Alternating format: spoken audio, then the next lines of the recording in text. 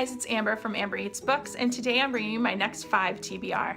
I hope this week is going to be a great reading week. It's my last week with the kids off from school. They go back next Monday, so we're going to try and fit in, the last minute family time that we want to fit in. But I picked a lot of short books. I did pick one bigger book, but hopefully we'll be able to get those read in between all the other activities that I have planned with the kids. So anyway, let's get started. The first book I'm going to be reading is Genesis Girl by Jennifer Bardsley. This book is about a girl named Blanca who has no digital footprint whatsoever. She's not been allowed to use the internet. She doesn't know how to text. She has had no interaction with technology. And in this society, those types of people are highly valuable. So when she graduates from high school, she is auctioned off to the highest bidder. This just seems like a really unique premise for a YA novel. I can't wait to read it. I ordered this book after following the author on Instagram for quite a while.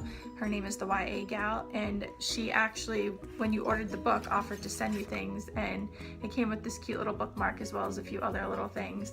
This one was #currently reading, so I just thought that was a really unique touch, that if you ordered her book, she personally sent you those things.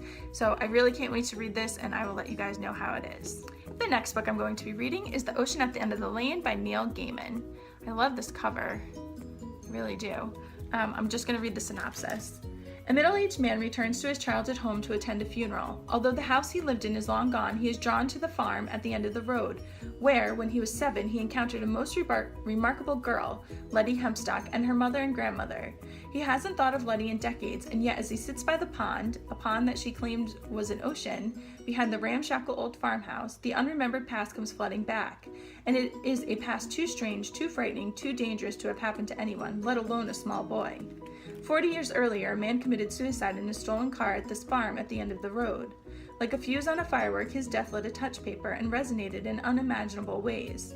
The darkness was unleashed, something scary and thoroughly incomprehensible to a little boy, and Letty, magical, comforting, wise beyond her years, promised to protect him no matter what.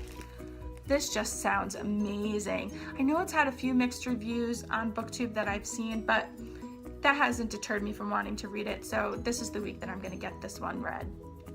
The next book I'm going to be reading is Oranges Are Not the Only Fruit by Jeanette Winterson. This is a book that is based on her own experiences with religion and what she went through. It just sounds really, really interesting. I think I saw this on someone else's channel.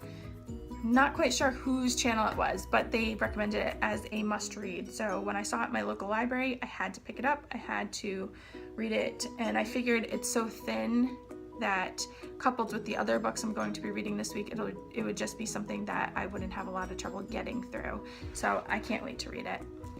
The next book I picked up, I actually got from my local library, but it wasn't a book that I wanted to get. I had ordered another one, requested another one from another library, and I must have typed it in wrong or just picked the wrong book out of the list of books when you type in what you're searching for, and this one came instead. But when it came, I read what it was about and I said, hey, it sounds pretty good, I'll read it. So that book is Ink and Bone by Lisa Unger, and of course it was a black and white cover, so when I got it I was like, wait a minute, that's not the cover I remember seeing. But then it was black and white and I was like, oh god, it's a black and white cover, I love it, I need it. So hopefully, fingers crossed, this book is good so then I can purchase it and keep it on my shelf. But anyway, this story is about a girl named Finley who's 20 years old. She has realized that she might have some psychic abilities. She sees people that aren't there, that other people can't see. She has prophetic dreams. So she goes to her grandmother, Eloise, and asks her for help to figure out what is going on with her.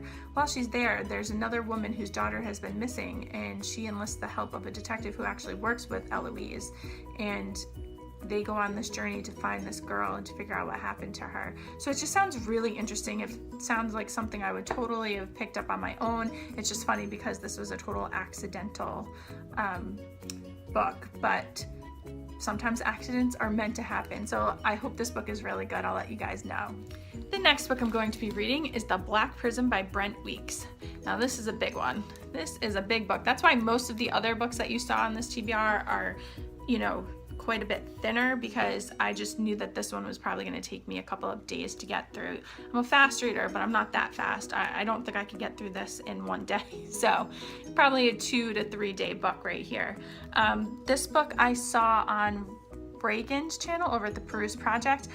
She had been, you know, gushing about it, saying how much she really enjoyed it, and I think she's actually on the 3rd book in this series. So I just sounded like something that I would really like, so I decided to go ahead and get it from the library.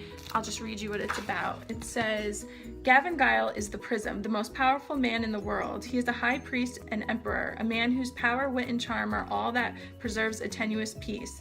Yet prisms never last, and Guile knows exactly how long he has left to live, 5 years to achieve 5 impossible goals.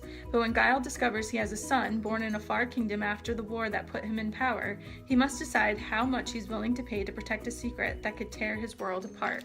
So this is fantasy, sounds exactly like something that I would read. I'm really hoping that this is going to be as good as the reviews and as Reagan said that it was. And these are all the books that I have for this week. I'm really looking forward to it. It seems like it's going to be a great reading week. So hopefully, you know, like I said in the beginning of the video, I can relax, I can read a little, but also spend time with the kids because they are going back to school. Anyway, thank you for watching. If you liked this video, please give it a thumbs up. If you want to see more bookish videos, please subscribe to my channel. And as always, happy reading.